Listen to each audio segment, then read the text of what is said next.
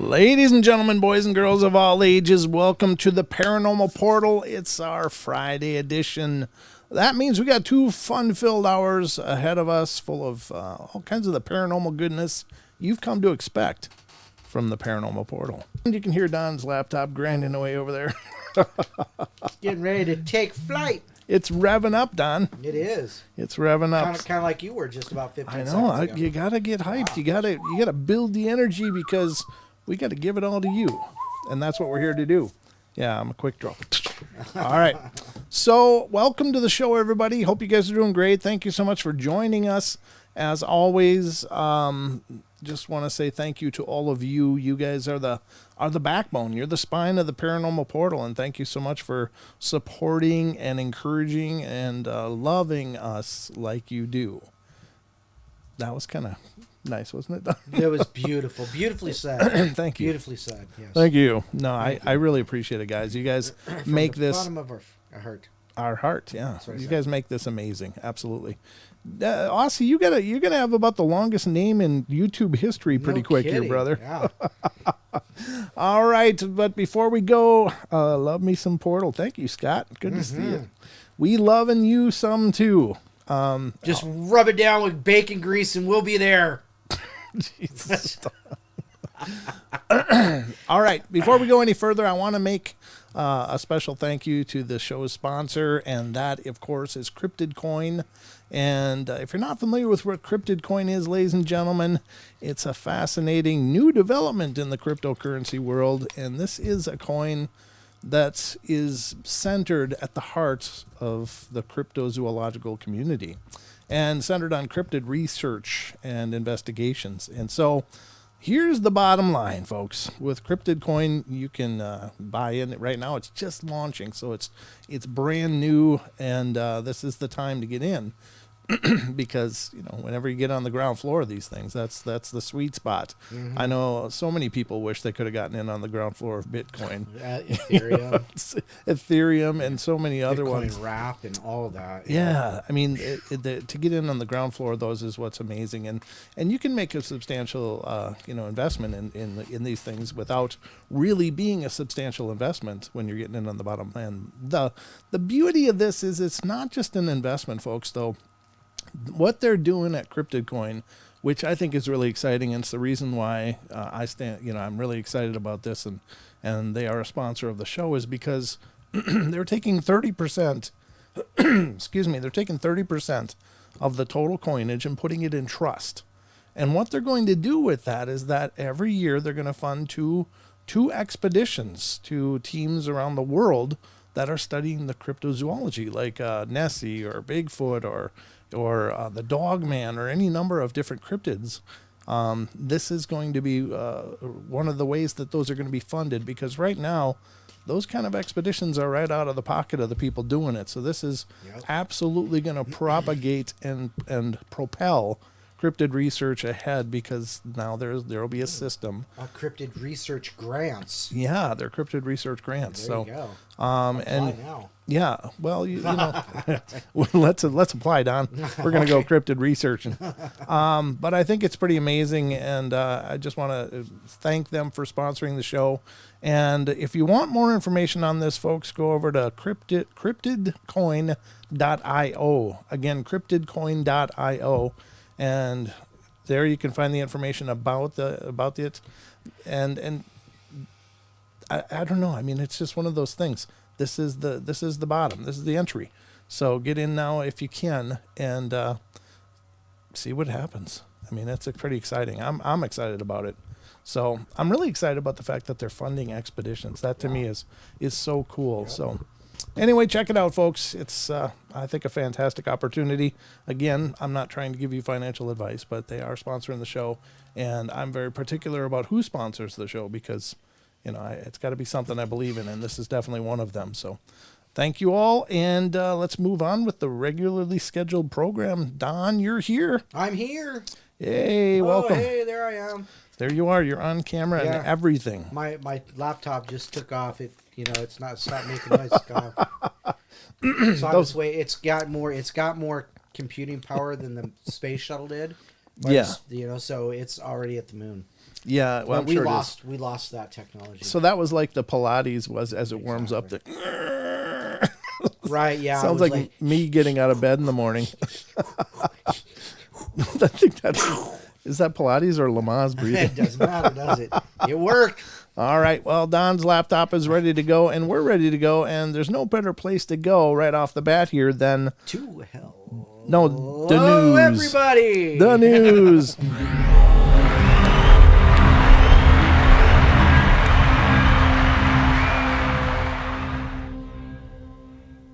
All right, everybody, we are cranked and ready to go here at the Paranormal Portal News Desk, and as always, we're really excited to bring you the Paranormal Portal News. And if you're new to the show, the Paranormal Portal News it's our news sometimes it's paranormal, but sometimes it's just not normal, which means it's kind of paranormal. Much not normal.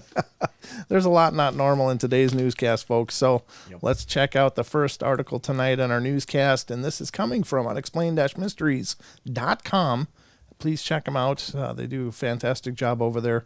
Thousands and thousands of articles in the paranormal and the weird and the odd, and even into archaeology and science and such. So there's all kinds of different topics over there, but most of them are very, very tightly, neatly done little articles that you can get a lot of information in a hurry. So the new one, or the first one that we're going to cover tonight, is coming from there, and this is Jeff Bezos' new startup company aims to cheat death, Don.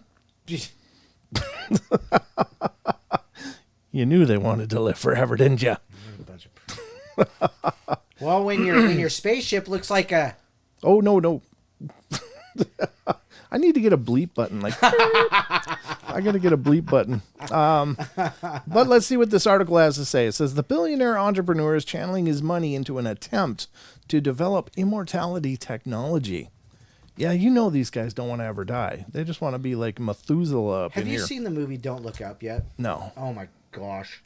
That's exactly what's going to happen. Oh, okay. Well, I don't know what that means, though, because I don't have a context for it. But is it something like this? Spoiler alert? No. Okay. Because I may actually watch it, so. Yeah. Dude, you're going to look at it and you're going to go, what the hell is this? Oh. It's a parody of the days we're living in right now. Oh, well, that's kind Oh, of my tragic, goodness. actually. It is. I don't know how you make a parody out of today's situations, but. Spoiler alert, Leonardo DiCaprio's in it. Oh, okay, Leo. Yeah. All right, let's get back to the article. Mankind has been obsessed with gaining immortality for thousands of years, but even despite the incredible advances in science and medicine achieved over the last few centuries, our species still remains just as vulnerable to the aging process as our ancestors were millions of years ago. This could soon be set to change, however, with a growing number of wealthy businessmen funding scientific endeavors aimed at reversing the aging process and eliminating all disease. The latest entrepreneur to get in on the action is Amazon founder Jeff Bezos, who, not content with sending tourists into space, is now looking to find a way to live forever as well. They're going to be heads in jars, on Futurama, aren't they? The Beastie Boys. Did you see the Beastie Boys? They had the Beastie Boys heads. Did they really? It was friggin' funny. Awesome. His new startup company, Alto Labs, formally launched this week, is headed up by Hal Barron, the former chief scientific officer at GlaxoSmithKline. Oh, a pharmacy company, right? Sure, why not? Yeah, right. You can do it with medicine, I'm sure. Yeah, well. I'm deeply honored to have been offered this once-in-a-lifetime opportunity to lead such a unique company with a transformative mission to reverse disease, he said.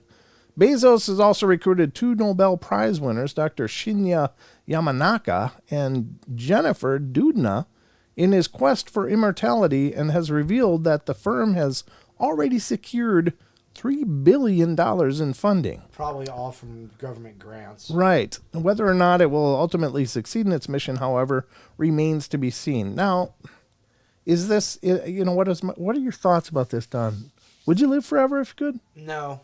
Okay. No. I don't think I would either, because I don't think this is where we're meant to live forever. You know what my problem is I'd turn into Highlander.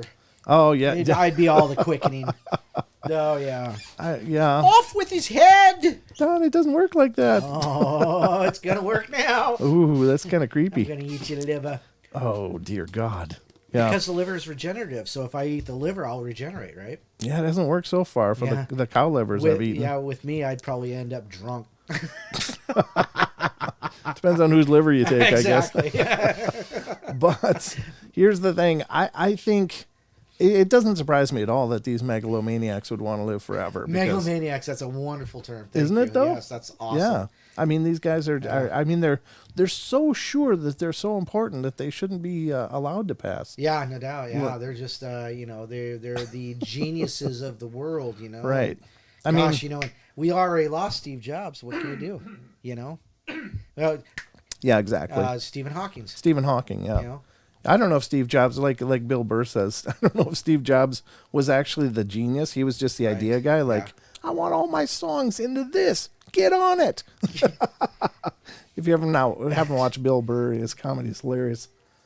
Sorry. Talk, Don. Hey, Don. Hey, you got a little frog in your throat. Is that what that is? Yes. I think I got the whole pond. I'm not sure. Pond. Yeah. All right. I'm telling you, man. What do you think that liver is going to taste like? You don't want this liver, Don. It's all fatty and no, I'm sure it's not. What? All right. So, yeah, I don't think we're supposed to live forever. No. I don't know. I mean, there are some minds it's hard to see past, like, an Einstein. And some heads you can't see around either. Right. Well, there's that. But I think that, it is kind of exciting because let's say you got someone with progeria or something. Isn't that the kids that overage and they I mean, that's just tragic and horrifying that they're so young and sweet and they have to live such tragic lives. Right. But maybe something like this could research a cure to that. Right. But I don't think, because here's the thing. They took $3 billion to live forever. Uh-huh. Who do you think they're aiming that at? Not us. That's a club, Don, and we're not in it. Well, that's also a club that's not getting the the jab. So. Oh, well, yeah.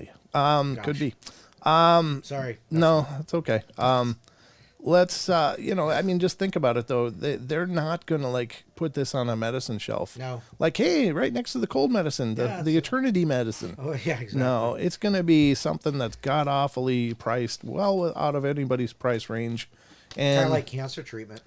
Well, yeah, kind of. Yeah. I mean, that stuff is so expensive. But, I don't know. It's just so self-serving. Yeah. Now, it's their money. They can do that if they want. That's their right, and I don't begrudge them that. But I don't see this kind of technology ever benefiting the public at large. It's just going to benefit their club, and that's, to me, is just terrifying. But anyway, that's the first article. Sorry, I didn't mean to start out with such a bummer. But, it's interesting. It's exciting. But it is. Yeah, it is, but it needs to be shared. Yeah, I think it's just it's not altruistic. Their endeavor isn't altruistic at all. Not to better the world. It's to stick around for them. Yeah. All right, the next one up, I'm probably going to get demonetized tonight. No. All right, the next one coming up tonight is from unexplained-mysteries.com. CIA reports Havana syndrome is not what it seems. Now, we've covered this a few times in the news, and this Havana syndrome is this condition where certain people are, they're noticing, and they're usually high-ranking officials or people in the intelligence industry. As they're traveling abroad, they're getting really sick. They'll get really sick and feverish headaches, and then they leave a room and they're fine. So they think that they were being subjected to some kind of weapon that was targeting them to make them sick. So it's been dubbed Havana syndrome because it happened in Cuba first, and it's happened abroad in many other places as well. So they were thinking some other maybe intelligence agency had developed something like this and was using it against our United States intelligence community. But that says the CIA has played down the idea of the phenomenon that is due to attacks by a hostile foreign power. Yeah, because they don't want to admit that they probably got it from them. Right. They finally figured out who it was, Yeah. and they took it. The mysterious condition, which causes a range of symptoms such as fatigue, headache, and nausea, is named after a spate of such incidents which began in Havana, Cuba, back in 2016. At the time, it was believed that the U.S. diplomats were being targeted by some sort of directed energy weapon or by unknown foreign agents with the goal of disrupting diplomatic ties with the country. Since then, similar symptoms have been experienced by dozens of U.S. personnel in multiple different countries, prompting an ongoing investigation into the phenomena. While it seemed as though somebody must have been deliberately targeting the victims, the latest findings suggest instead that it is unlikely that any hostile foreign power was involved. Investigators were unable to completely rule it out, but in most cases, of which there have been hundreds, alternative conventional explanations were deemed to be more plausible. Understandably, those impacted by the phenomena have been somewhat disappointed by the news. The CIA's newly issued report may be labeled interim, and it may leave open the door for some alternative explanation in some cases, but to scores of dedicated public servants, their families, and their colleagues, it has the ring of finality and repudiation.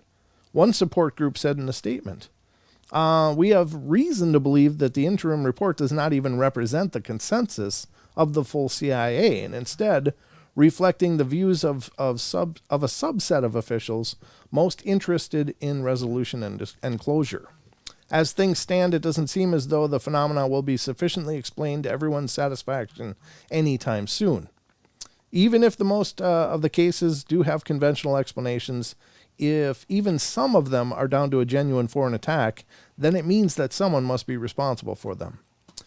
Here's the thing in this one, and I'll comment on it briefly, but I've had the idea that maybe this is maybe less to do with a foreign government, but with, and forgive me because this is kind of a fringe idea. I don't like to go into this stuff too much, but with the rollout of 5G, Right. we are pushing out these antenna that are really cooking out some pretty powerful signals. Yep. Now, the more it's rolled out, could it be that there are overlap areas where people are, if you're in that overlap area, you're going to just really get affected and cooked.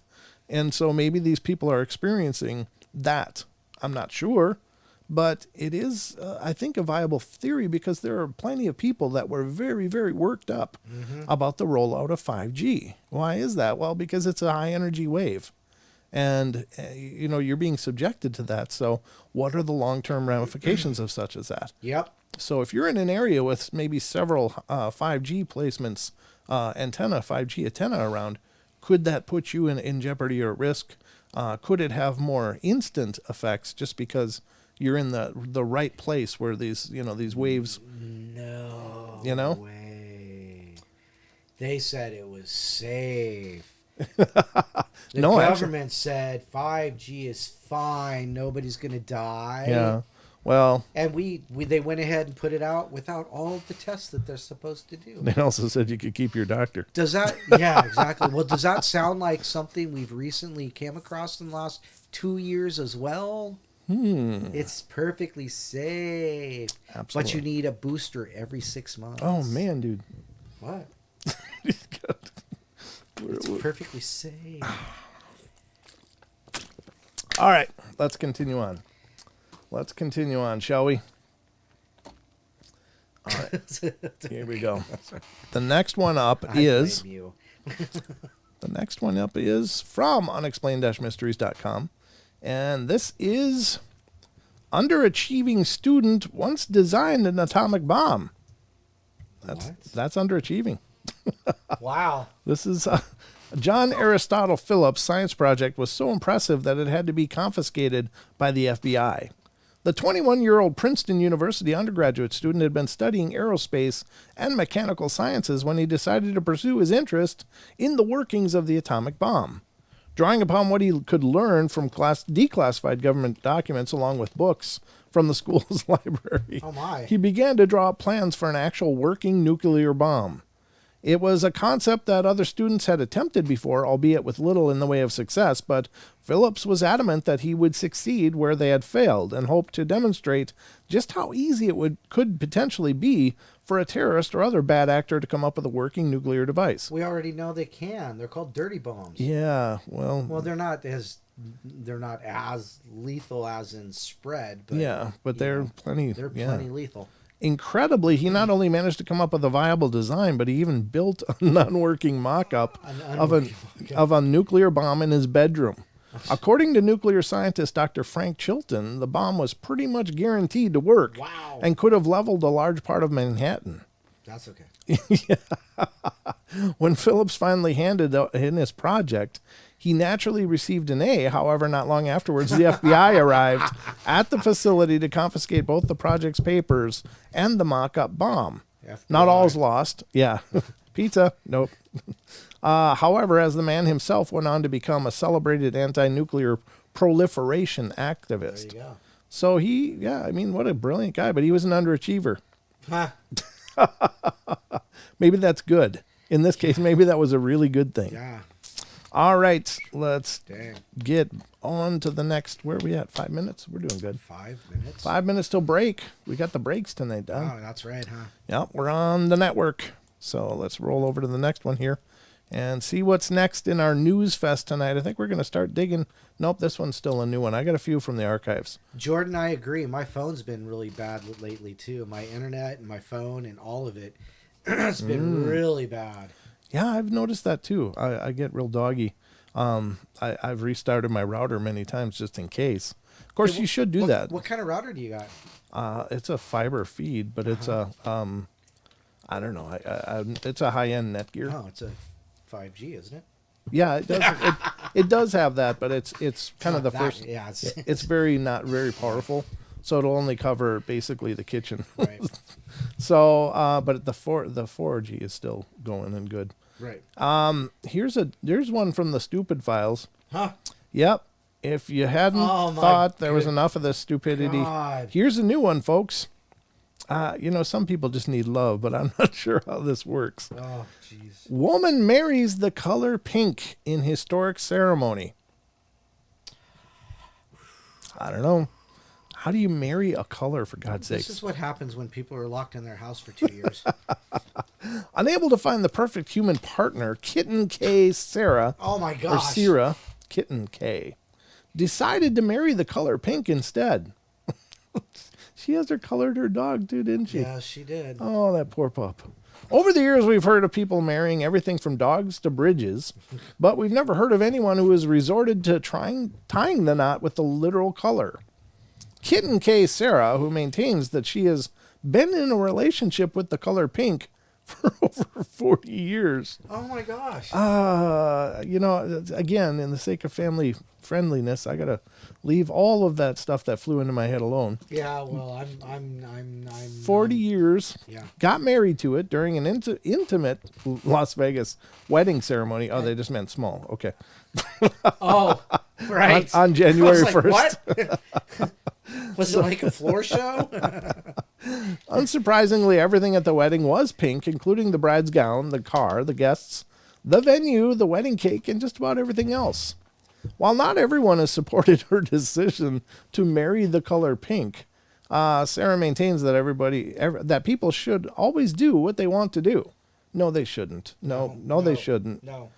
They should not do always what they want to do. That's how serial killers come around. Yeah, exactly. I'm just saying. Regardless of what anyone else thinks, have fun with it. Have a ball, she said. You're only here for a little bit of time. Have a blast. A TV interview with Pink's new wife can be viewed below. We're not going there. Yeah, can we skip that? Yeah, we will. Here's the thing, though. I mean, legally, how can she actually illegally marry something that can't sign on the dotted line? What kind of shows you just how how weird. Yeah, and how does she get around the IRS for that? I mean, Pink makes a lot of money every year. She's going to be all over Crayola and Barbie and man, Pink the artist. Oh, Pink the singer. Yeah. That's probably where she's going. Probably not the same one. But it doesn't matter. Well, yeah, that's true. Very weird. Marrying a color, Don. All right. I tell you what, I never. Leave me alone. Rigger says everything ran fine until I got here. Dog's fault. All right, next one is kind of weird. I don't even understand what this weird. I don't even understand what this means. The weird part of the news. Well, yeah, I mean it's more just bizarre than anything. But you only got a minute left, so go. Oh yeah, okay. Well, the next one is real life Hogwarts opens its doors in Poland. Oh Jesus. The Chocha College of Witchcraft and Wizardry has been heavily inspired by the Harry Potter universe. The school is actually a live role-playing event. Okay, we're done. Yeah. It's a LARP university, ladies and gentlemen. All right, that's going to conclude the news. Yeah. I'm done.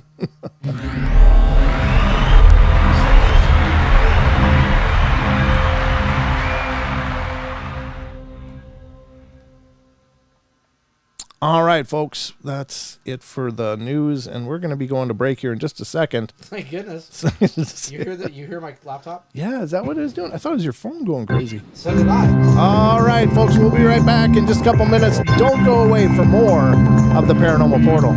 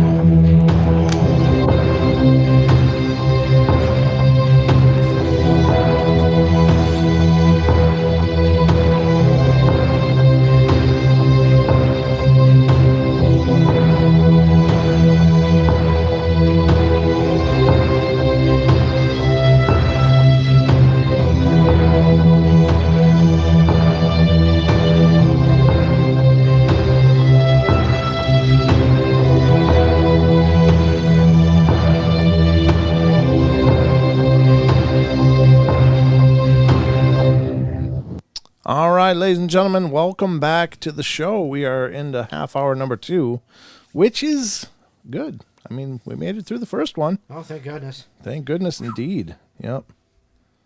Half hour number 2. Wow. Okay.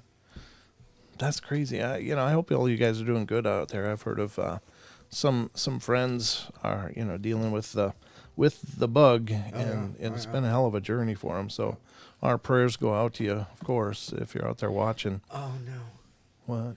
Rachel, she says if her spouse Pink commits a crime, could they end up in prison? Prism.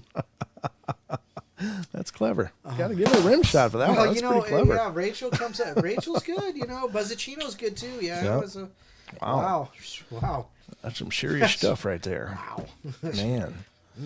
Yeah, you got to wonder. It's just so dumb. I don't know how people function like that. How do you, how can you be so stupid and live? The other part of it is who allows that kind of stupidity? Yeah, exactly. Well, that's like that gal that married the 300-year-old pirate. Oh, yeah. And then got divorced. Divorced them, too. Took him for all he was worth. Yeah. You landlubber. He just wasn't romantic enough. I'm like, really? Oh, my goodness. Oh, God. Yeah, here's your 15 minutes of fame. Well, that's probably the same thing with the pink lady. She just wants to be noticed for something. Like, some people just want to be noticed. And, they may do a YouTube show called Paranormal Portal, but... I was thinking the same thing. I was just going to bring that up. How dare they? But I'd like to think the portal's a little more, it's substantive. Yeah, it offers something. But marrying a color... That's just weird. Nobody's going to look at them and go, I can see that. I'll bet you they'll be together forever. I bet they will. Goodness. I don't know. But anyway, it takes all types. Let's get to the paranormal fun that you've come to love here. And remember, folks, if you want to call in, be a part of the discussion, you can do that. Call in to 720-923-0500. 500. And then your number for a good time. The numbers for fun. For a good time, call the Paranormal Portal. And we'll be waiting to answer your call if you should choose to do so. 720-920-0500. 867. Doesn't work very well, does it? Hi, Jim. Go ahead. Yeah, it doesn't at all. That's not the Tommy Two-Tone I've come to love. Yeah, no, yeah. I just realized when I had to restart my computer before the show, and Slowpoke. No, Not you. Oh. Slowpoke in the chat. Oh, okay. All right. I was like, damn it, Don, I'm doing my best. But my computer was acting all weird. Speaking of weird computers, mine. And what it was is my webcam was on, even though nothing was on. Oh yeah, well yeah, that's not creepy or anything. No, not at all, right? So I was like, oh, well, I tried unplugging it and replugging it in, and it came right back on. I'm like, well, something's using it, so I restarted, and it's probably a good thing. Maggie was having a problem with her phone. She made it home, made it onto her Wi-Fi. Under her what? Her Wi-Fi. A Wi-Fi. Yeah, Wiffi. Oh, Wi-Fi. Okay. I thought it was wifey there for a second. I was like, well, whatever. Whatever. Nice. Absolutely. Wow. Yeah, so I got we have so much fun with you guys. Thank you. Yeah, we love the color that you bring to the shows. This show would be absolutely much less without the input of our live chat audience. That's so thank you guys for being here and being a part of it. You guys bring a lot to the table. And I'm just trying to pull up the damn article. Where the hell was it? now I gotta go through the tab farm here. No, that wasn't one. Oh, you know what though? It did. Black-eyed grandpa? What? Yeah, that was one. We could talk about it, I guess. Well, whatever. That's fine. I've never heard of it either, What? but Yeah. it's from Thought Catalog. It's an article that was, I've used it in segments on the other Black Eyed Kids shows that we've used, but I never did talk about this. So, you want to know about some Black Eyed Kids stuff going on? Well, sure, why not? Don, you love the Black Eyed Kids. Oh, I love them, yeah. The side of barbecue sauce and a dry rub. More like a dry rub and a beer to chase it. You're so broken. Ribs. Meat. It was like that movie Dragonheart where they like try to rip off that village and then the brother Gilbert comes in and ruins it. And it was all these like farm people that they had a bunch of pigs and they were carrying these axes and stuff, and they loved their meat. So, Wow. So when the dragon fell and they saw it fall, it was a scam. I don't know. Anyway, they were scamming the people. The people picked it up and decided to chase them, yelling meat. Meat, meat, meat. It's like, Jesus. Oh my God. We ain't had nothing to eat for 3 stinking days. Except some moldy bread. They don't need their legs. Yeah. Sorry. Don's Lord of the Grill.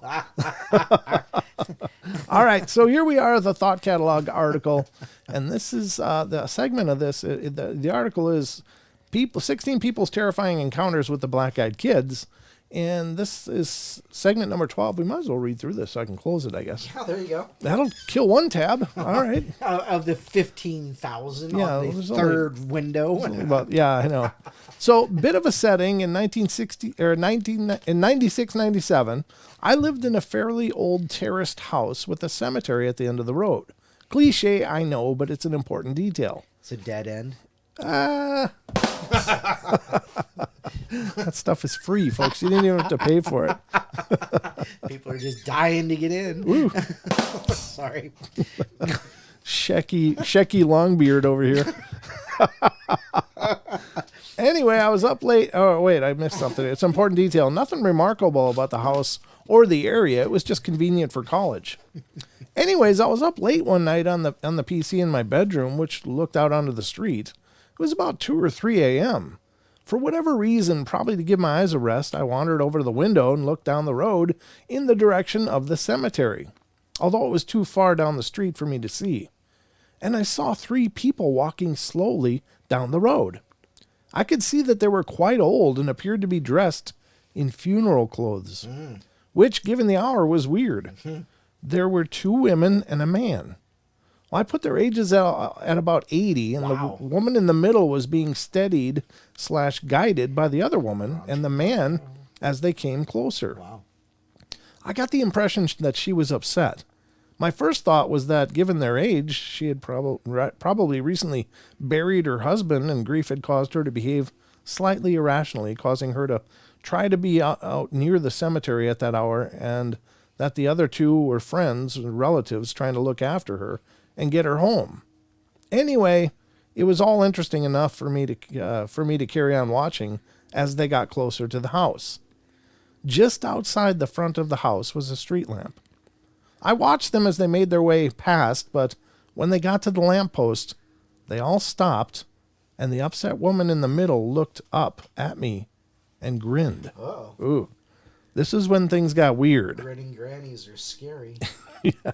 At 3 a.m, hell yeah, they are. And this is when things got weird. The grin became a sort of grimace. And if there was any color to her inner face to start with, it was now dead white. At that point, I realized I was staring right into her eyes, but her eyes were pitch black.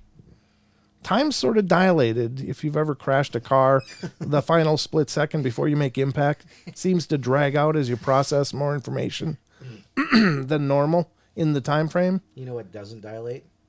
What? Black-eyed kids' eyes. It's already dilated. It was that sort of thing, and I'm sure we only made eye contact for a second, but it's felt like several minutes as my peripheral vision faded, and I felt like all I could see were these 2 black holes in her face, drawing me in. Although the distance between us didn't change, she somehow felt like she was coming closer, and I was kind of aware, although I couldn't honestly say I could see them. At that point, the 2 people that were with her just continued to look down at the road as if frozen, but waiting for this woman to finish whatever she was doing. Mm-hmm. I was suddenly hit with this intense feeling of dread and panic, so I threw myself on the floor. As soon as I'd broken her gaze, I felt pretty stupid that this upset old woman who clearly needed help had spooked me so badly. So I looked out the window again, and there was no sign of them. It was a longish, straight road, and the house was towards the middle, so Linford Christie would have had trouble getting out of sight in the time that I looked away, let alone 3 octogenarians. Wow. They just had to use that 50-cent word. Didn't I they? know, octogenarian. I'm just thrilled I could pronounce it. The more letters, the harder it gets. That could be very well just a haunting. Yeah, like a that's- ghostly yeah. apparition. There's certainly many spirit encounters where people look and they have black holes instead of eyes. And besides, they didn't want to use the phone. They didn't want Coco. They weren't lost. Yeah, so I don't know if it qualifies as a black-eyed kid story, but it's a spooky story. Yeah, that's really weird. Ruger says, grinning granny, I see a cheek pinching coming. Could be. Oh, look at those cheeks. Hey. Hey. Somebody mentioned Aztec death whistles the other day. Yeah? Have you ever checked those out? No. They are creepy. Oh, really? Oh yeah, you blow into those things and it sounds like 1,000 people screaming in terror. Oh, God. And, Wow. it's horrible. Like they make them? Yeah. Oh, we can buy one? Yeah. Oh, we should do that. We better get one of those. They're Aztec death whistles. Yeah. I wonder if you end up pulling a curse once you blow on it. Like, yeah, well, Yeah. So, that but might anyhow. be another bad idea in the long history of the somebody- Paranormal Portal. What would be new? What would be new? Yeah. Let's see here. Somebody said they were gonna buy one. I think it was I can't remember. A death whistle. Yeah. You've heard it? Yeah. Where? There's videos on. Oh, There's okay. videos all over. Yeah. Just look it Okay. up. Aztec death whistle. Well, yeah, I'm gonna look into that. That's kind of wild. Wonder what the purpose of it was. To scare the people. I mean, Well, maybe. I Yeah. mean, you can't, I certainly wouldn't stand in my backyard here. It was for their annual fun fest, Right. the haunted house. Exactly, yeah. You just, everybody in the block just puts themselves. Yeah. Like, what is that? So Woo! here's number 13. They're Yes, on my number 13. balcony. Oh, wow. Let me tell you a little bit about myself. I'm in my early 20s, just moved into this apartment, and I tend to live a very private life. I don't even have a Facebook account, and I work during the day at a grocery store. So I'm walking up my flight of steps to get to my apartment, and I hear these kids laughing, and then I heard whispering. It was kind of late, so I thought this was weird, but just ignored it and walked into my apartment I live on the 3rd floor. I was getting ready to open my balcony door. It was really muggy in my apartment. I walk over to the door and pull my blinds, and 2 kids are staring right back at me. Sorry for the F-bomb. I didn't say it. Don't worry. I screamed and backed away, smashing my leg into the table. They were both in blue jeans, and the oldest one, he was taller, had on a green shirt with white stripes, and the younger one had a button-up light blue shirt. The oldest one touched the sliding door. "Hey, miss, can you let us in?" The younger one just kept looking around, and I still just stared at them, and I finally was able to say, "How'd you get on my balcony?" I walked to the door and noticed how excited the older one got as he moved closer to the entrance. "Can you let us in?" I wasn't thinking. I unlocked the door, and when I looked up, their eyes. You guys, their eyes were black. The entire eye. I quickly locked the door and told them I had to call the police because my door was jammed and I couldn't unlock the door. So I called the police. The oldest boy pleaded with me the entire time to let them in. The police arrived about an hour ago. They came in and walked to the balcony, and when they opened my balcony door, nothing was there. They looked down and saw 2 children. They were running in the parking lot away from the building. The police took a report and said they had to have had help getting up there, and that they would question the neighbors. And I'm freaking out. I'm crying. I don't want to stay here. But then again, I don't feel safe going outside right now. Yeah, I don't blame you. Wow. Again, you don't really know what happens if they get in, other than a few scattered ideas or reports. Right. And there's no telling that those are real or not. And there's no telling the story is real. But if this is a real phenomena, what the hell are they? Number 14, soon. I live in a big city in South BC, and it's 11:52 here as I type this. I just got home from The Conjuring. Scary stuff, I'm telling you. Did you see that, Don? The Conjuring? I don't remember, to tell you the truth. Oh, okay. It's based on the Warrens. Right, Yeah. right. Yeah, I don't think I have. I think that might be the Annabelle story though, of the little Raggedy Ann doll, but they used a different doll. okay, so scary movie. I was lurking on our Reddit Creepy, and I heard a knock on the door. I walked over confused because I live alone and I'm a recluse. As I approached the door, I felt pure terror. The feeling you get when you feel like death is imminent or you're facing your biggest fear. When I opened the door, I was shaking madly. I was staring into the face of a 6'3" teenage girl. 6'3". Wow. She was still 4 inches shorter than me, but I felt like I was about to faint. She asked if she could enter my premises because her mom had left town and she lost her keys. She claimed she needed a couch to sleep on and was cold. Huh. Yeah. I blinked and screamed bloody murder, slamming the door in her face. I ran to my room and grabbed my revolver. Yeah, illegal, I know. Oh, really? Who would know? I don't know. And sat in the recliner facing the door until I dozed off. When I woke up, I looked outside and she was gone. But the word soon was scratched weakly into the door. Wow. Ooh, soon. Soon what? Soon. Well, weekly. Within the week? Oh, no. Different week. Different weekly. Gotcha. W-E-A-K. Gotcha. So it was just nicely scratched. Okay, Yeah, gotcha. this wasn't a deep scratch. Number 15, don't go out at night and always beware the devils. Ooh, that's a quote from the story, apparently. Reading the stories, I'd always been a skeptic. Stories alleged first-hand experiences, hauntings, possessions. They were all well and good for a quick chill, a cheap thrill, something I read to get my heart rate up. Getting scared can be fun sometimes as long as you don't overdo it. Just a little silly something to get worked up about. In my lurking in books and on numerous sites on the internet, credible or not, I've come across many a story or account about ghosts, demons, the Jersey Devil, you name it. Recently, I'd found my way into stories about the black-eyed kids. No, these children did not get a black eye from a fight. I don't believe there would be a soul out there with the backbone to try and attack these kids. No, BEKs are kids, if that was not straightforward enough. Usually, from all of the accounts I've read, in their teenage years, and if they even physically age at all. Their eyes are pitch black, no pupils, no corneas, no white showing at all. Pitch black. They have olive skin and wear a run-of-the-mill clothing, as in hoodies. However, in a non-physical sense, they always bring with them an overwhelming sense of fear and dread.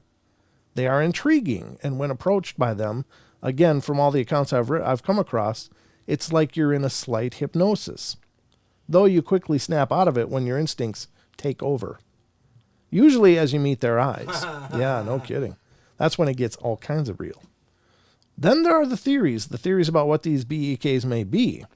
These theories range from lost souls to alien-human hybrids, even to vampires, though the latter may be an extreme stretch to link the BEK to the current social infatuation of vampires, found commonly in young persons. Well, I think the attaching them to it is they can't come in without permission. They seem to only be around at night, and so on and so forth. So I don't think it's because they are quote unquote vampires, but they may be what the legend is based off of, at least in some regard. In light of all this, I've always been a very fact-based person.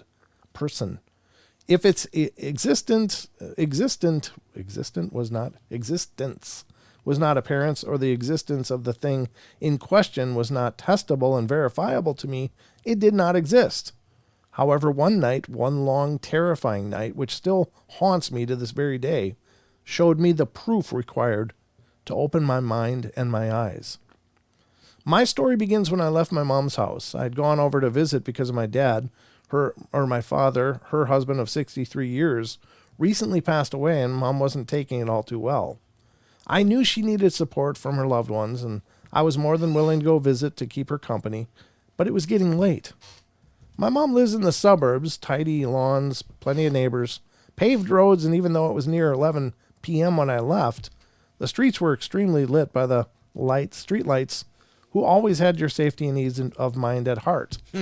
These lights only lit the road, though, and glancing across the street, the houses were cast in an eerie shadow. Even a rather safe, charming little neighborhood can seem spooky and uninviting, when cast in shadow. I admit I was terribly chilled. Sliding into my car, I revved the engine and waved to my mom, who was standing in the doorway, wrapped comfortably in a warm shawl.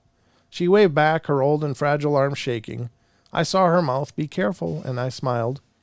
Back and out of the driveway, I turned out of the neighborhood, deciding to take the back way, a shorter way home tonight. In hindsight, that may not have been a good idea. That's how it starts, Don.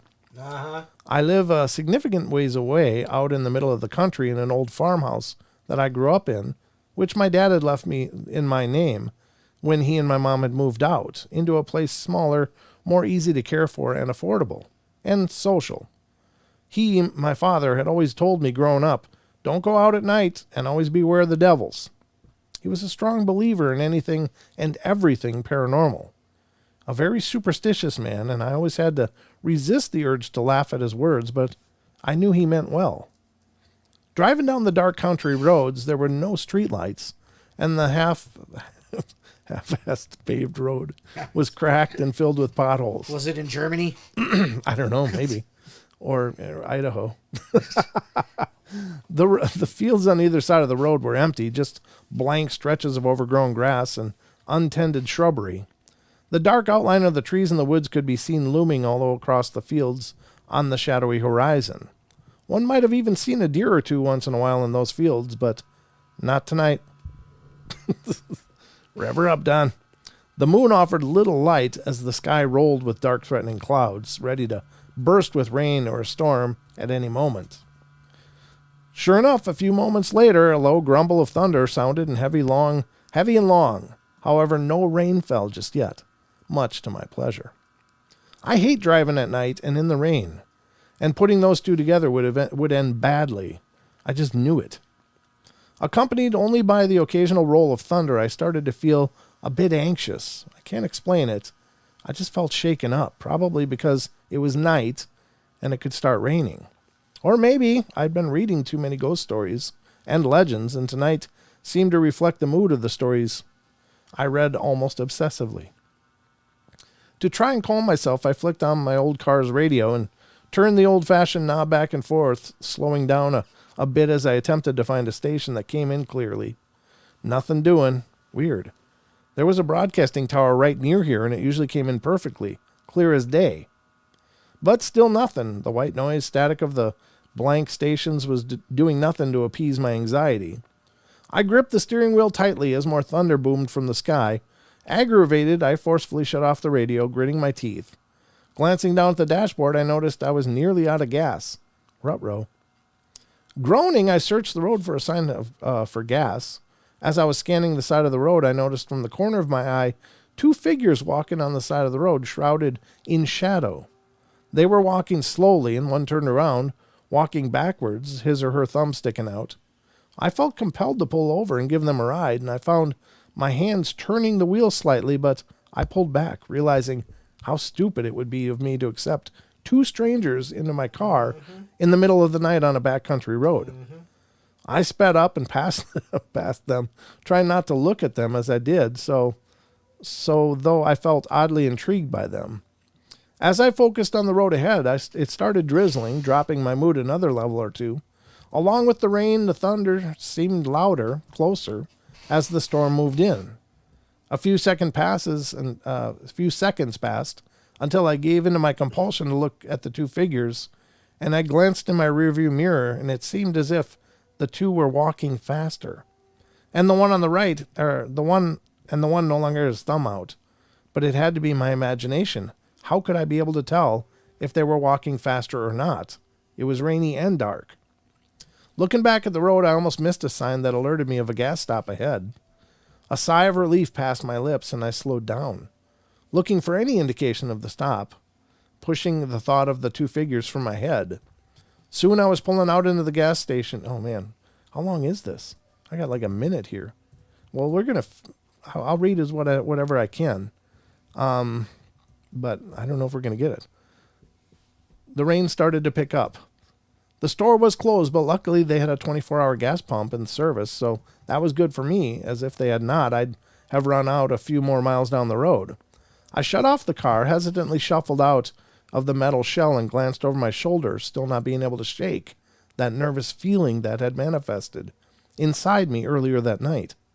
I stood under the light of the overhang, trying to figure out how to work the pump, which seemed overly complicated in the dim light. And with my mind not being able to focus on the simple task, the rain picked up more, heavier and louder against the concrete of the gas stop. As I was finally able to get the pump into my car, forcing my hand to stop it shaking, I had a horrible feeling that the shaking wasn't caused just because of the bitter cold night. All right, we'll be right back, folks. This is the hour break. We'll continue this story when we get back. Then we'll get on to some UFOs and a Bigfoot. Don't go away.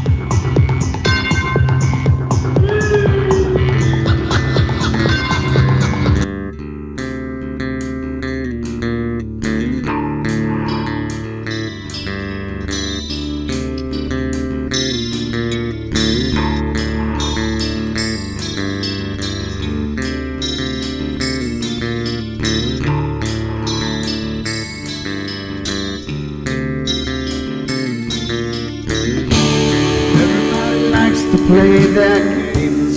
Everybody loves to place their bets.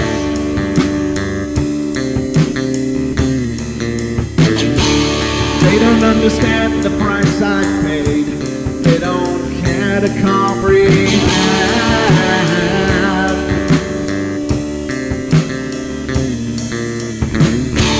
Trace their lines upon my body, dripping scars across my heart.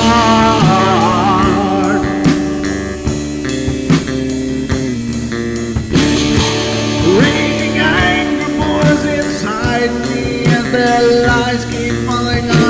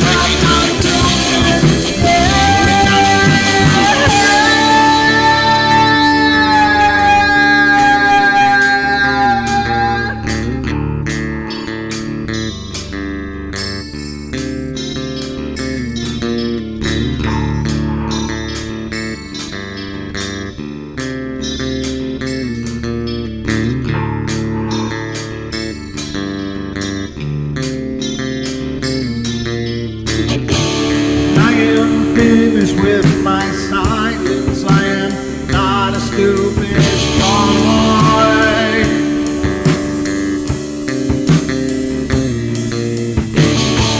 No more breaking me with kindness, just you dance upon my joy.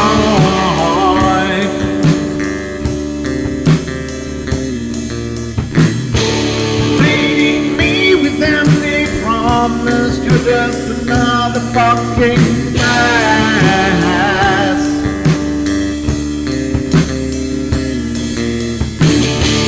Taking off the slice of my sanity, just make sure that you're well fed.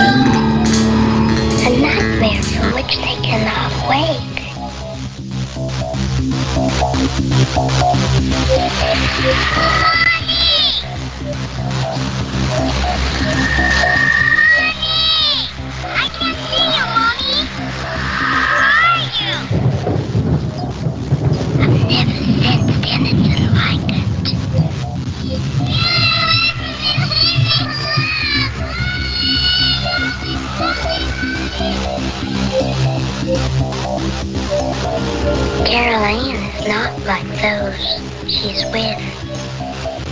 They're attracted to the one thing about her that's different from themselves. Her life force. It is very strong. It gives off its own illumination.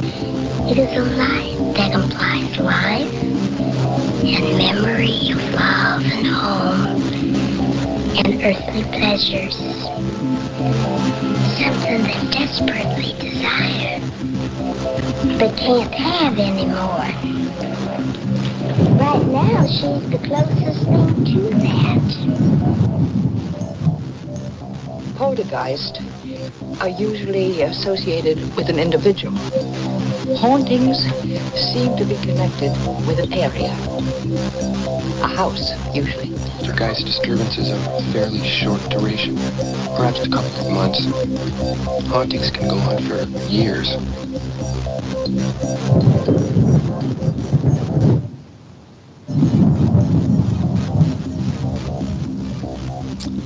Ladies and gentlemen, we are back. Hour number 2. And we hit the break during the story about the black-eyed kids. But we're going to finish that story now. So we got this person. I don't know if it's male or female. I assume it's a female. I think it's female. Yeah, that's the vibe I'm getting here. But she's visited her mom on her way home. It's a cold, stormy night. And she was running out of gas, saw 2 figures on the side of the road that gave her the creeps. She felt like she wanted to pull over, even though she did not want to pull over, but she felt compelled. But she continued on, and she went to the next exit, got off, and filling up with gas. She just got the gas pump working, and so she said the horrible feeling that was shaking her just wasn't just because of the bitterly cold night air. Let's pick it up there. Suddenly, the overhanging lights on the gas stop started flickering wildly. A couple going out altogether, and it seemed as if the temperature dropped 20 degrees in just a few seconds. As I glanced around, a sinking feeling started to blossom in my stomach. As if in slow motion, I turned around, facing back towards the road, the long, lonely road, and saw what I expected to see there. But even as much as I knew what I'd see, I still felt the drop in my stomach, the color draining from my face, and I breathed a sharp, cold breath forcefully as it almost caught in my throat. Across the street, the 2 figures were standing, facing me.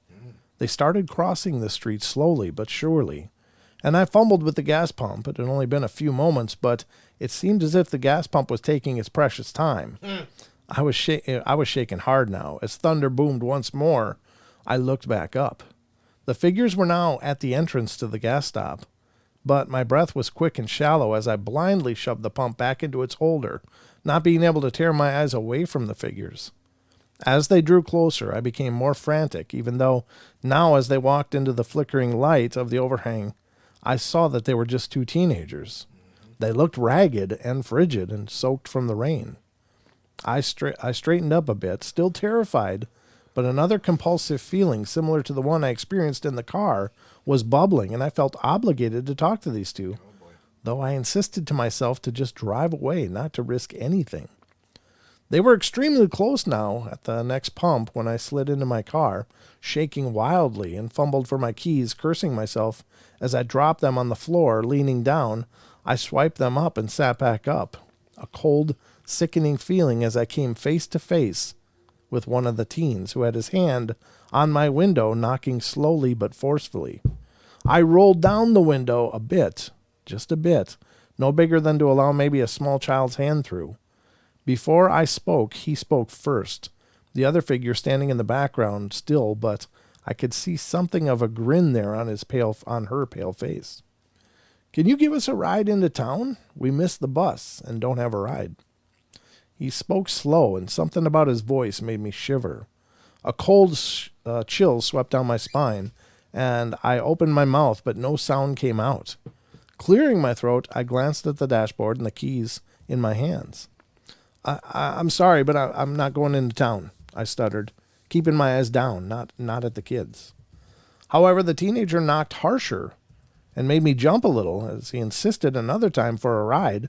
I told him no once more, and looked up, trying to seem intimidating, which seems silly, trying to seem intimidating to a child, but a horrible, chilling sight greeted me. I looked the kid right in the eye and gasped sharply, my back hitting my seat as I went to back away. He had eyes. Oh, he did. But they were blacker than the night, pitch black. No discernible pupils, no white whatsoever showing. Pure black, deep, brooding, and surprisingly intriguing. But my fear got the better of me, and I quickly turned the key, and my engine revved to life. I thank God, which I had never, ever done before tonight. My car had not stalled and went to pull away, and the kid banged on my window with a pale fist, screaming for a ride. I took off speedily down the road, apologizing to my father again and again. I had laughed at him, never took his warning seriously. After a few more minutes, I pulled into my driveway and right into my lawn in front of my porch. I didn't want to spend any more time outside than I already had, and jumped from the car, leaving the car door open, and ran inside.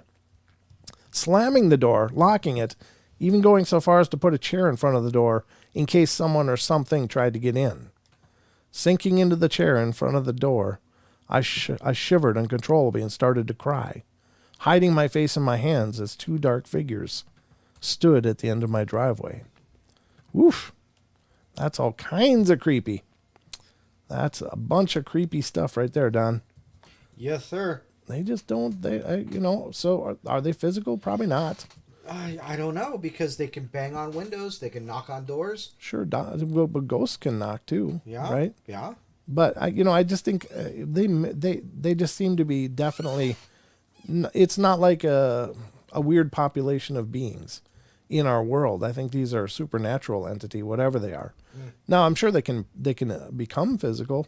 I mean, but ghosts can do that too, right? Right. Yeah. I was just talking to our Attila last night. Attila Caldi? Yeah, interviewing him for the podcast, and he talked about the doppelganger experiences, and it was really pretty impressive. I've not experienced that myself, thank goodness, but I think that would be absolutely terrifying. Here's something I wanted to talk about. Oh, how long is it? It's not too awful bad. No. This is kind of a development, and we're going to start talking about UFOs here in a second, but I wanted to cover this because I was really excited to hear this. Now, as we're developing space travel, of course, there's some stumbling blocks in the way before we can shoot out into the stars, and one of them is to be able to move fast enough that we don't turn to dust on the way. And or that our great-great-grandchildren's or great-great-great-great-great-grandchildren's will be the one to actually see where we may end up going. Space is a lot of space. It's quite a distance, and so we got to be able to traverse the distances in a reasonable amount of time. So the warp is it's a theory that's been developed to allow people to move at superluminal speeds or greater than the speed of light. Superluminal. That's good. That's a good word. See, you got good words. I have a few. Yeah. I mean, I'm not a brick. Like I have some brains in here. Oh, you're saying you're not that dense. Got you. Right. That's right. There's still some functioning gray matter, Don. Oh, well. Even after this life I've lived. But congratulations. But the problems is they've actually developed a mathematical formula to show that superluminal speed or a warp field is possible. Mm-hmm. And the idea with a warp field is you contract space in front of you and you expand it behind you. Meanwhile, you're in this bubble of, like a baseline of space. Mm-hmm. But as you're traveling forward, it's pulling the space towards you and it's pushing the space away from you behind. So, God, I don't know why I'm so damn froggy. I haven't been this froggy for quite a while. But I think it's exciting, and they've shown that it can be done. The problem, though, is that according to, I can't remember the guy's name, Albuquerque or whatever, the mathematician that came up with the formula, sure, is that basically the energy requirements would be like equal to our sun in order to create that field, according to that theory. What's going on is that recently physicists have found that there was some adjustments they could make to make that energy needed much, much more reasonable. But still, nobody had ever done it. Now, as I've said before on the show a lot of times, most of our great scientific advancements have come by accident. And here we go. That's what brings us to this article from Curiosmos, .com, and this is researchers accidentally create the world's first warp bubble in a surprising breakthrough. So accidentally. This is by Vladislav Chikharov. Yep. And here's the article. It says, an accidental breakthrough discovery confirmed the creation of a real warp bubble, thus nurturing our hopes that space travel at superluminal speed may one day be possible.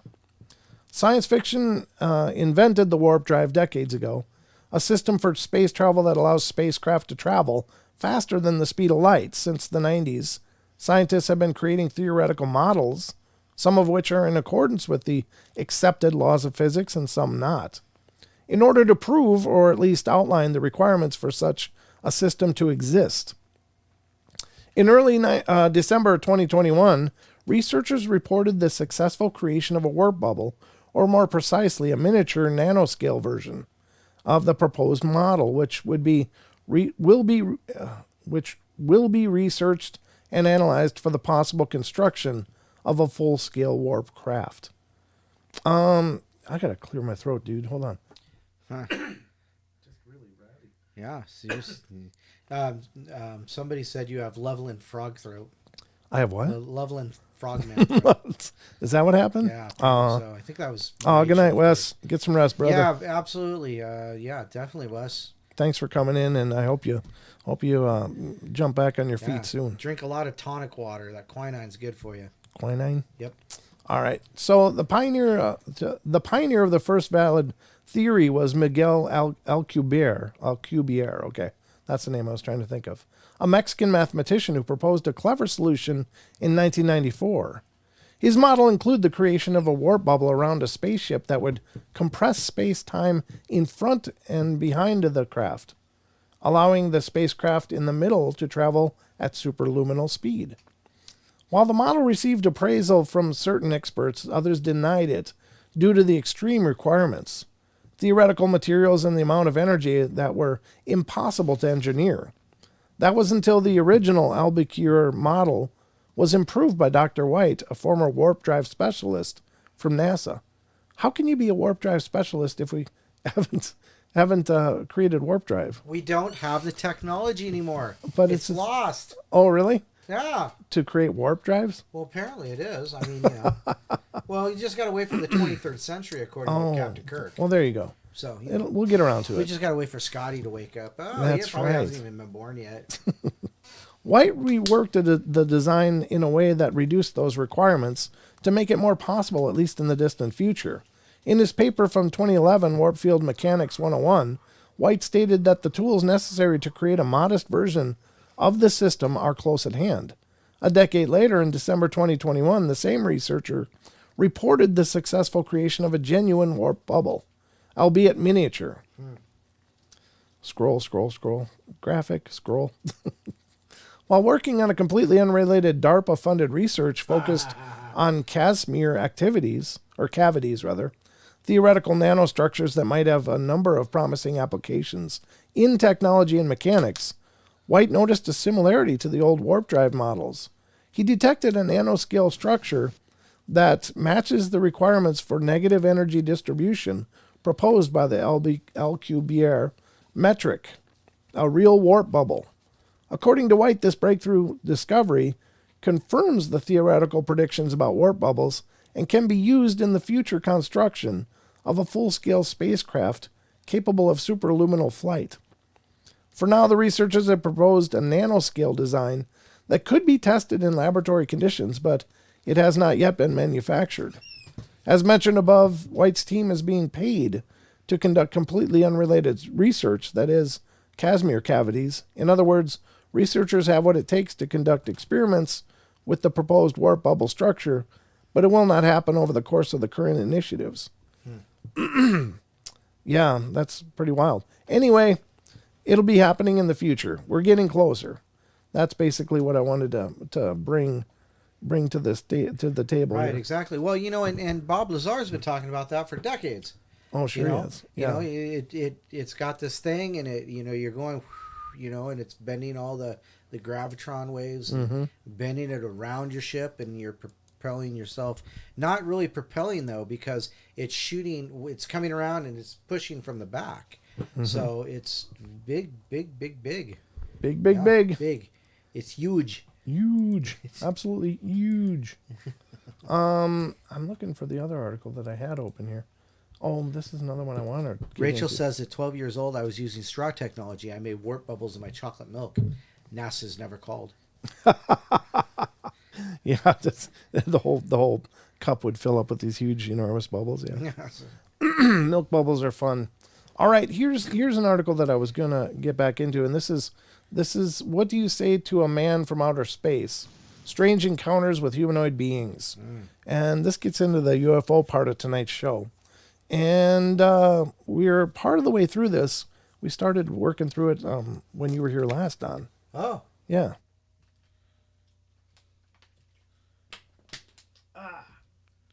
I need my voice back. I don't know what's going on. All right, so here we are on this one, and this is on April 24th, 1964, New Mexico policeman Lonnie Zamora chased a UFO in his patrol car as it whizzed through the sky and descended into a gully. As he approached the area where the object landed, he heard two loud bangs. Leaving his car, Zamora walked into the gully and noticed two humanoid figures standing on the top of the landed object. Standing next to the landed object, sorry. They looked like children or small adults in white or beige clothing. The beings appeared surprised at seeing Zamora and quickly re-entered their craft, which shot off into the sky. What would you do, Don?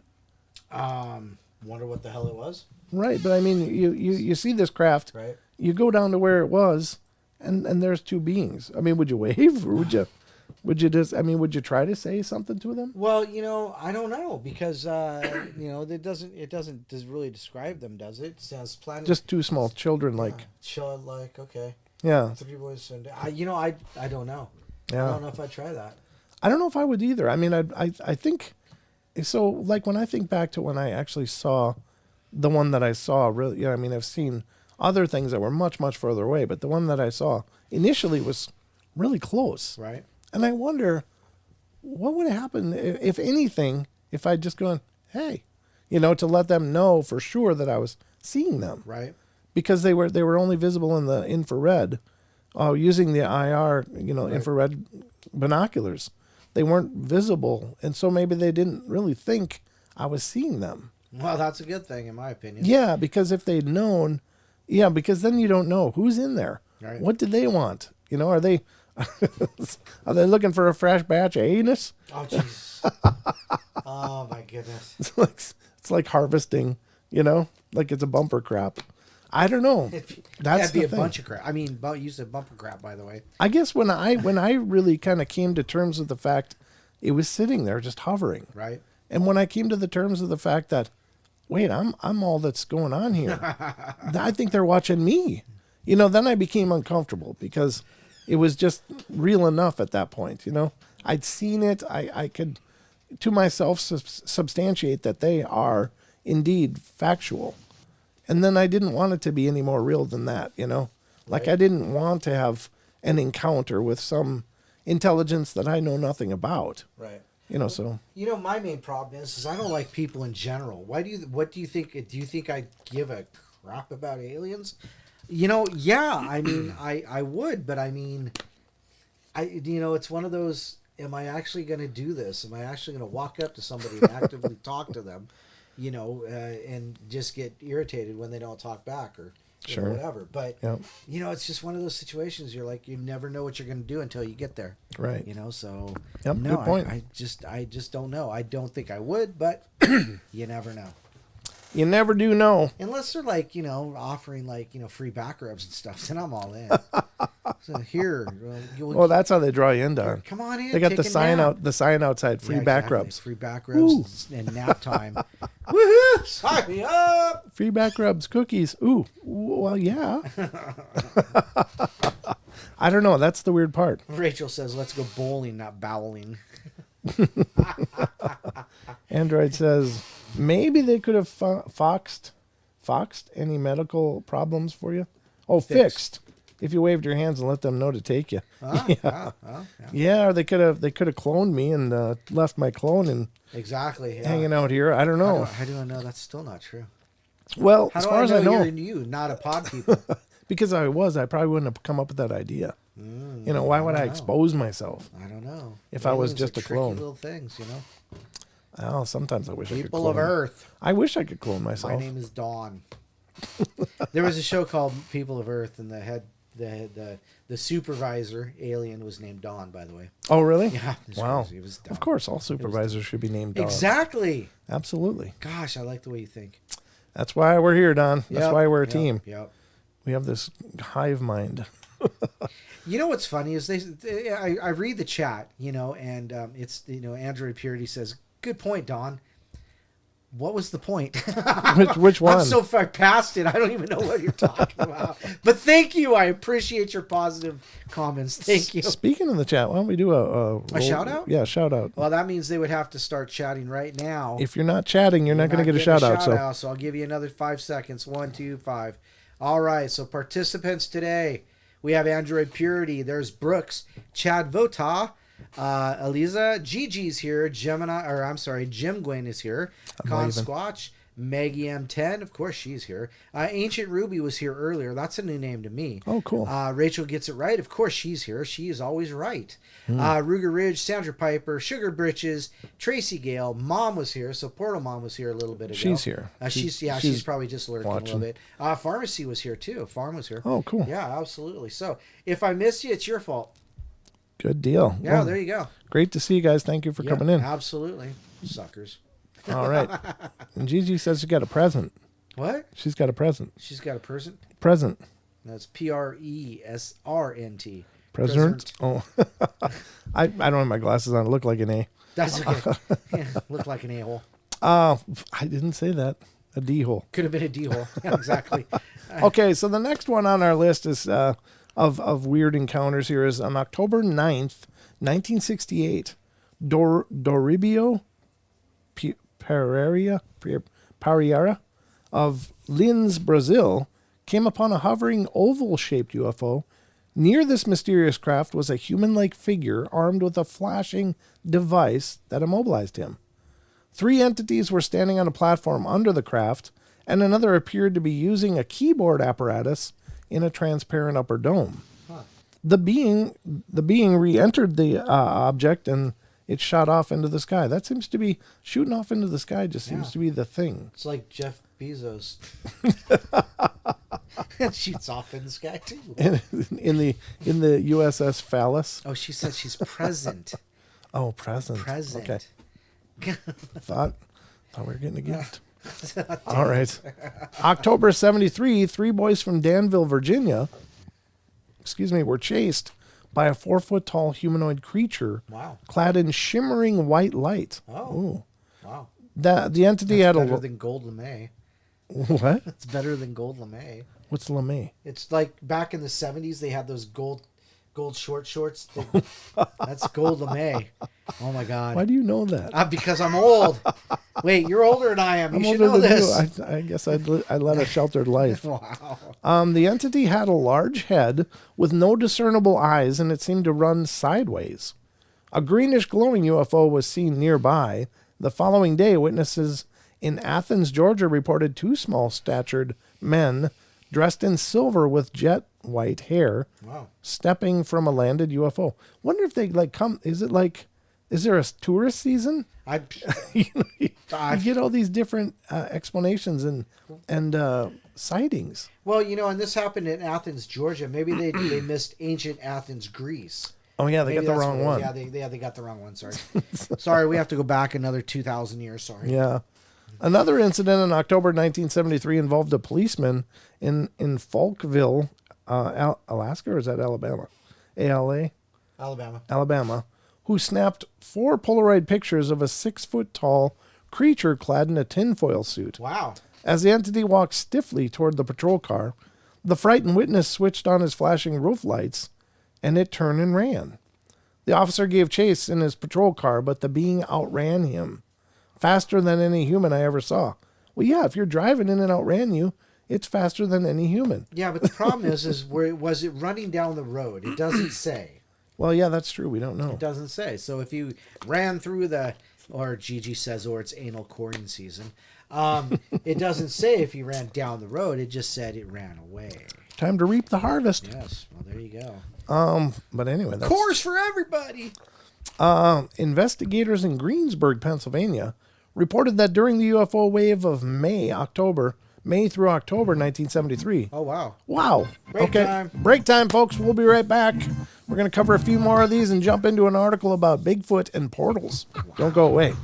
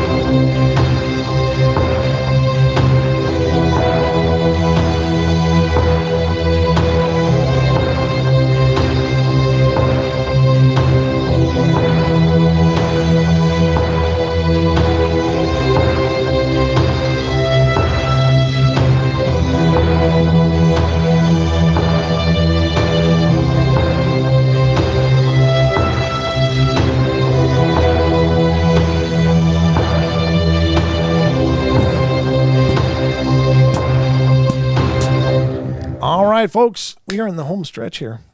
I think my voice is sounding a little better.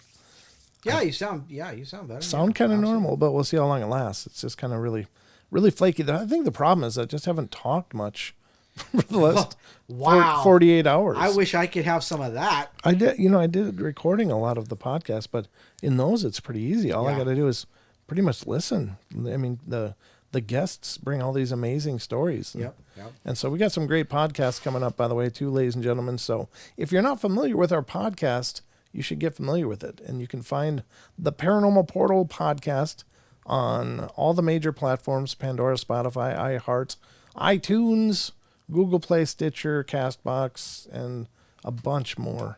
But check it out, and hopefully you like it. It's a very different show from what you're hearing here.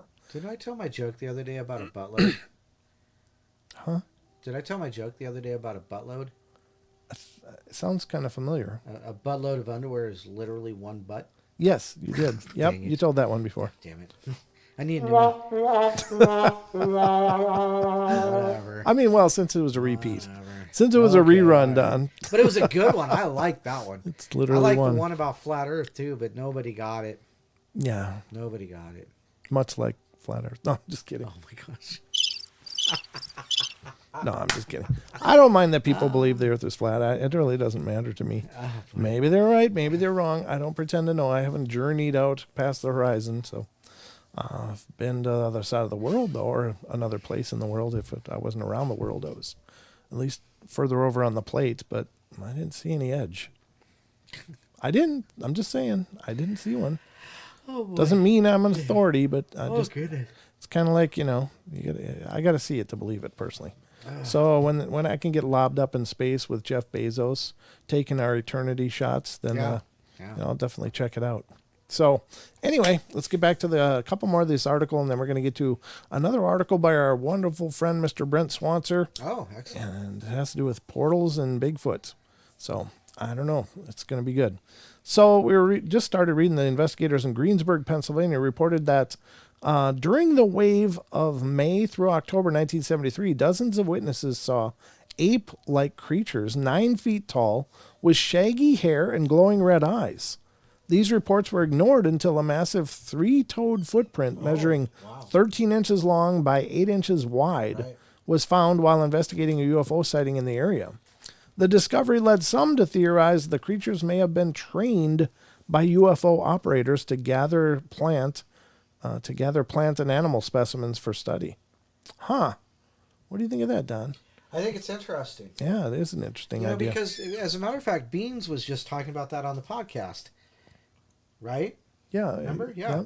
And he said, well, who's to say that, some people say that Bigfoot is from aliens, whether it be, they get off the spaceship and like a bunch of Wookiees, Yep. Or, what's to say that they're not actually being hunted and abducted like humans. Very true. So, Yep. there you go. Yep. I think that is a possibility.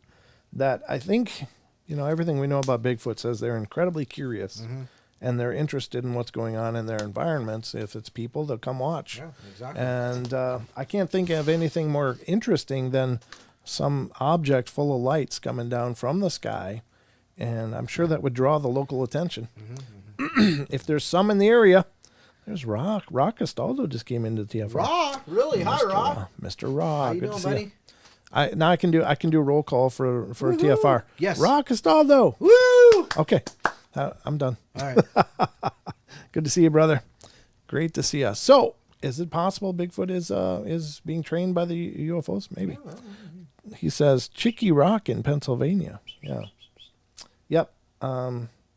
Okay. The idea is not as far-fetched as it sounds, as the following story proves. How long is the story? It's a longer story. I do want to get to this article by Brent Swancer, though, so I think we're going to stop that one there, and then we'll pick up that one tomorrow night on the show. Actually, that's a good spot to stop with that one. It's a good segue. It is, because now we're segueing into a Bigfoot article by our good friend, Mr. Brent Swancer of Mysterious Universe. He is a writer that contributes to mysteriousuniverse.org. Definitely check out mysteriousuniverse.org, folks. It's a great site. They got a great show themselves as far as the podcast is concerned. So you should check them out. But he is a fantastic guy. And if you want to get to know Brent Swancer more, then you can certainly do so by getting involved in his group on Facebook, and it's called Dark League Paranormal. And great guy. So let's get to the article that he has posted here from January 3rd of this year. Bizarre cases of Bigfoot and portals to other dimensions. Now, we many people have heard the claims of Bigfoot and portals, and I don't know. I mean, it seems to me that for as much as they appear and disappear from places and just seem to vanish, Right. maybe they have knowledge of portals. And I don't know that I can wrap my head around the idea that they're conjuring the portals, but maybe they know where they appear naturally and utilize them. Well, yeah, maybe they have like a key that opens Right. the portal. Something biological. Maybe, yeah. Something. It could be, but again, I don't know if that's the case, and maybe it is. But I just think that these portals open and close naturally in our world, and perhaps this species, which never went the technological way, they stayed attuned to the natural world. Maybe they just know where they are and how they go and where they go. So, but I guess anybody's guess. Here's the article. It's among all the supposed mysterious creatures out there, the Bigfoot ranks as high as one of the most well-known of them all. The creature is usually described as some sort of undiscovered primate or hominid, lurking out past our awareness, but there have been plenty of reports that seem to paint it as perhaps something more. Here we get into the tangled realm of accounts and sightings suggesting that Bigfoot is much more than any ordinary animal. And in this case, we get into some weird cases of these creatures seeming to phase in and out of our reality through portals. There have been quite a few sporadic reports of Bigfoot seemingly passing through portals, or materializing or dematerializing at will, perhaps passing through a veil between two realities. One such report comes from the U.S. state of Massachusetts, where Leominster State Forest sprawls out over 4,246 acres near the towns of Leominster, Pittsburgh, and Princeton, Sterling, and Westminster. Here, local historians and Leominster native Ronnie LeBlanc had a very strange encounter with a mysterious, apparently dimension-shifting beast in the woods since around when he was just 12 years old, and which has to this day convinced him that Bigfoot is more than a flesh and blood animal. He says of his experience, "There was one particular trail that I always used to avoid. It always had a very dark, ominous feeling to it. It would be a beautiful day, and you look down this thing, and it looked dark. There were two trees on either side, and it just felt like this prehistoric gate welcoming me into this place. I started going down this trail with my bike, and I could just hear the bike squeaking, and I noticed that there were no other sounds in the forest. Nothing. The trail had just had this feeling to it. So I was there, and all of a sudden I realized there was no sound. No animal or bird life, just these two huge trees that were like a doorway. And there was no life there at all. I was standing there with my feet on the ground, and all of a sudden, the quiet turned into a loud noise. At that moment, something crashed through the woods right in front of me, and I could feel it reverberating in the soles of my feet. To me, it sounded like an elephant crashing in the woods right near me. It was pushing trees and shrubs and went across the trail and onto the other side, but I couldn't see anything. And that's what was disturbing. I was so scared and I couldn't move.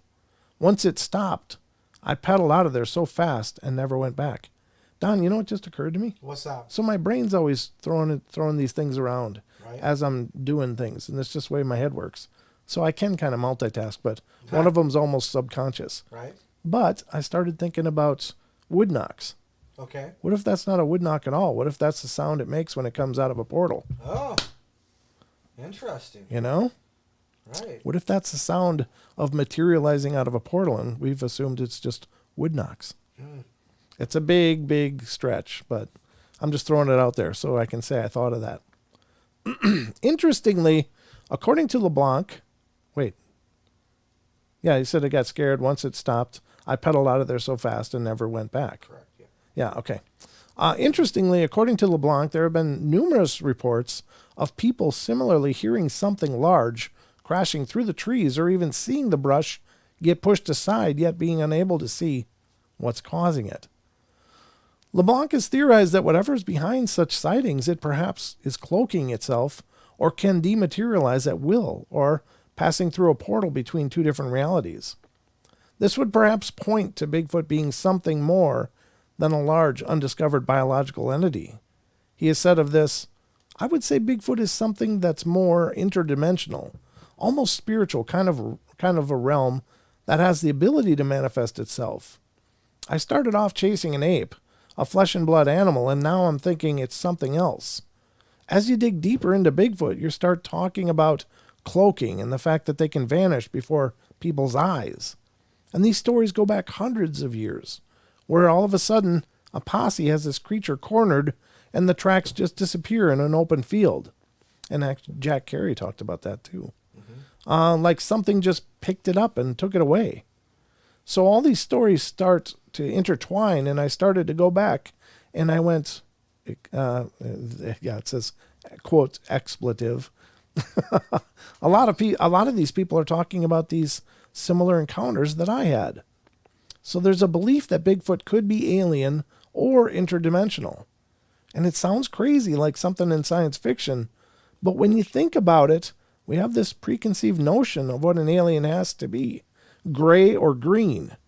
People have seen Bigfoot holding an orb. They look like a basketball with a plasma swirling around, and they're just silent. I've just seen them hovering over the sky and just blink out and disappear. There are a lot of different theories about Bigfoot, but the reality is something is happening. People are seeing them. They are leaving tracks. According to LeBlanc, the area has been a hotspot for Bigfoot sightings going all the way back to 1884, with early settlers even complaining that the creatures would attack and kill livestock, as well as reports of various other strange phenomena, such as UFOs, shadow people, strange beings, and balls of light. So, considering these bizarre accounts, is this maybe the area that has some thin spot between dimensions?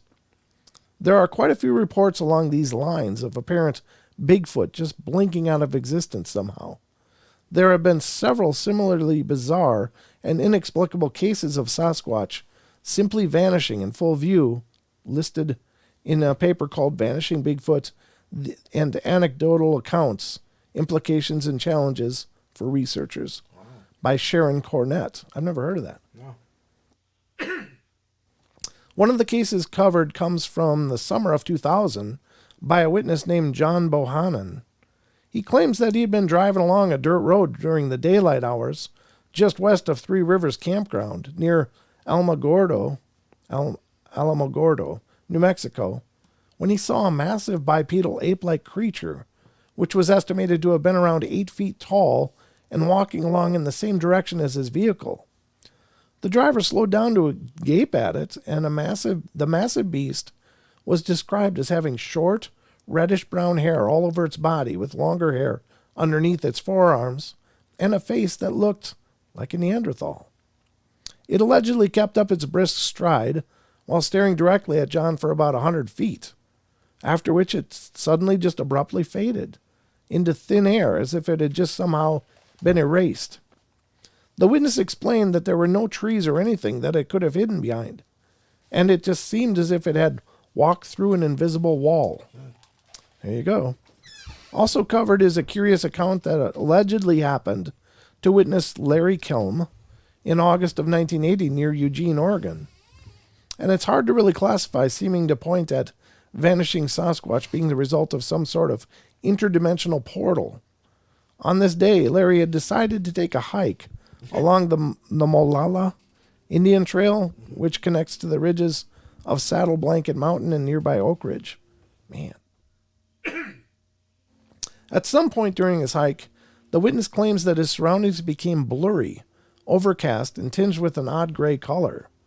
Despite the sunny weather, and even though there were no clouds in the sky, it seemed as if a shadow had been cast over the land. Larry would say of this, "I was walking along the trail, enjoying the strong breeze and bright sunshine, when in the middle of a step, everything around me started to turn gray and blurry. The only way I can describe it is if it was suddenly as if I was looking through someone else's prescription sunglasses. I finished the step and started another. Every inch I moved forward, the darkness increased and the gray blurring turned into a jumble of shapes that made no sense. Yeah, he might have been going through a portal. Then, as suddenly as this had all happened, Larry reports that he seemed to pass through a barrier and that everything returned into focus. But that it was now nighttime and the wind had completely ceased. The air also became more humid, like a rainforest. Upon looking around himself, Larry found that the scenery had changed in other bizarre ways as well. Instead of the fir trees that had been around him before, there was now thick, unrecognizable, and wild vegetation, similar to a jungle. And the air seemed thick and oppressively humid, even though it was now night and there was no discernible moon in the sky. He found that he could still see everything to some degree, as if there was some mysterious light source casting a faint frosting of light upon the landscape. Excuse me. At this point, Larry claims that the air was pierced by a continuous high-pitched keening sound, which immediately filled him with an unbearable sense of dread. The witness explained the really quite bizarre events that followed and his thoughts on the matter. There were no stars in the sky, but there was the diffused light that let me see everything clearly.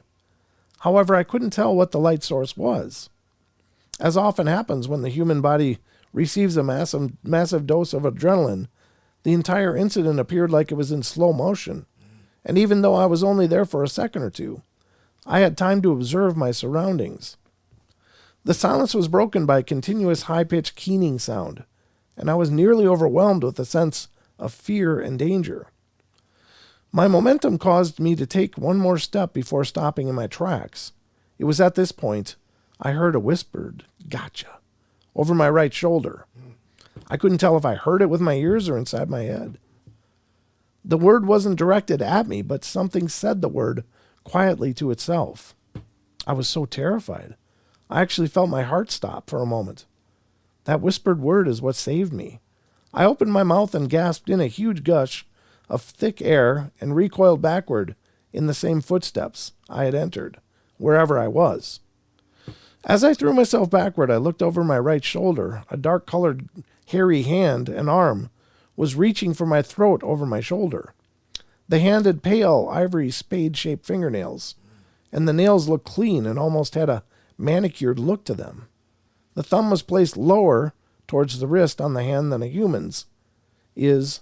Both hand and arm were thin and powerful looking, and both were covered in thick, coarse black hair. I got a good look at it because the thumbnail grazed my neck. It didn't break the skin as I moved backwards. As I continued backwards, the hand clutched where my neck had been a split second before, and it seemed to fade off into the distance as I returned through the portal. I took 2 more steps backward and everything reversed itself from what had just happened. The world around me became lighter.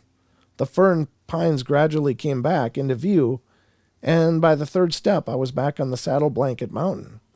I continued to move backwards in terror, and as I did I observed that where I had just come from was shimmering oval patch of air, about the size of a large door. The woods behind it looked like it was under water, but the 5th backward step, the shimmering area seemed to just evaporate, and everything was back to normal. By then my lungs had nearly burst from the volume of air I had inhaled during that huge gasp I had just taken. My body felt like it was on fire from the adrenaline surge. I spun around and ran back down the trail as fast as my legs could carry me, and didn't stop until I reached my truck. I was nearly 2 days getting to that place and about 3 hours getting back. He moved. Wow. Yeah. It had been a trap, pure and simple. Whatever it was that tried to kill me somehow kept the portal hidden from me on the way in, and I didn't actually see it until I was back out again. I had terrible nightmares for years and still haven't come to grips with what happened. Severely shaken, I've read everything I could get my hands on about people who have mysteriously disappeared throughout history, and discovered several instances where people have vanished in plain sight of others. The quantum physics people have a theory about parallel universes. They might just be right. It might be. In yet another report, a witness called Miss Montanez was driving along a desert highway east of El Paso when she was spotted a Bigfoot reportedly hunched over a dead coyote. She slowed her vehicle to get a better look at the bizarre sight and claims that as she looked on, the massive beast started to sort of sink, as if being absorbed into the ground, until it was completely gone. The witness was convinced that there had been a cave there, that the thing had simply retreated into its dark confines. But when the spot was investigated, there was found to be no cave or other opening in the ground.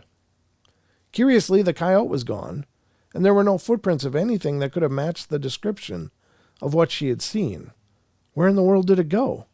No one knows. In the book, The Psychic Sasquatch and Their UFO Connection by Kiwani Lapsirtis, M.S., there's an odd account concerning an encounter with Bigfoot by a group of hikers. According to one of the witnesses, a Mrs. Jeffrey, the group was returning from the hike when a large Sasquatch, around 9 feet tall, stepped out in front of them to stare for a moment before vanishing right before their eyes. The group insists that it simply dematerialized, blinking out of existence. The witness was reportedly so upset by what she had seen that she did not leave her house for a week and refuses to go back to the area. There's also a report from the Texas Bigfoot Research Center. From a witness near Manchester, Texas, the witness claims that in around 1990 there was he was deer hunting in Red River County, Texas, and was sitting upon a stool waiting for a deer to pass when he saw a large 8 or 9 foot dark shape around 120 yards away from his position. Thinking it might just be a large tree stump, the witness took a look through his telescopic rifle scope and was startled to see that it was a hulking ape-like creature that was staring right back at him. The witness observed it for some time before being momentarily distracted by the snap of a twig or stick nearby. He alleges that he looked away for a split second, and when he went back to the scope, he continued watching the strange creature. It was gone. Considering that it had been standing in a grassy meadow and had been out of sight for not even a second, it was as if it had vanished into thin air. He would later speculate that the snap he had heard had perhaps been a diversion by another one of the creatures. As to why he had not tried to take a shot with the rifle, the witness said, "At this time I got up and left everything but my rifle and backed out of the area. I had this thing dead to rights in my scope, but I couldn't shoot because I didn't feel threatened." One very interesting account of an apparent vanishing, Bigfoot, was related on the radio show Coast to Coast AM on July 15th, 2016, episode hosted by George Norrie. The witness, who called himself Gene from Albuquerque, New Mexico, claimed that he'd been hunting for elk at around 7 a.m. out near a border town on the Arizona-Mexico border called Gallup. The land was located on a Navajo reservation and described as being very remote, rugged, and mountainous. As Gene prowled through the rough landscape looking for his quarry, he claims that he got the distinct feeling something large was following him, perhaps even stalking him. He would explain what happened next thus. This is the transcript from the original show. "I'm an ex-Navy corpsman, and I know when something's following me. I'm about an hour and a half back in, and I'm way out in the middle of nowhere. So I go around and end up in a box canyon on top of this mesa that overlooks the boonies. It's like a 1,000-foot drop-off. Okay, real quick, I head back towards the box canyon. I was trying to get away from whatever is following me. All of a sudden, I hear these thundering footsteps, and I lean up against the wall, and here comes about 7 horses out of the middle of nowhere into this box canyon. Wild horses. I get around the box canyon, and there it is. He jumps off the top of a 20-foot dead-end box canyon. I was at the bottom. I'm looking up, and now I'm looking at it. And it jumped 1 foot down, 1 foot up on the side. It was exactly what everybody says you guys talk about Nori says, Bigfoot. Yeah. And I'm in the middle of the Indian reservation on top of the little mesa. It blew my mind. It looked right at me. I was less than 50 yards from it. I took off running. I didn't freeze. I took off running. Then something threw a rock at me. It was a huge rock. I'd say it weighed about 8 pounds. It would have killed me. I looked and I tripped out. At 120 to 200 yards, there it was. And it looked at me. I'm sorry, George, but that far, I'm telling you, it blew my mind. Well, folks, that's it. That's all we got time for. Wow. Love you all. Be good, be kind, be nice. Take care of each other. Help each other out. Find the magic in every day. And remember to laugh. Love you guys. Good night. See you tomorrow. Good night.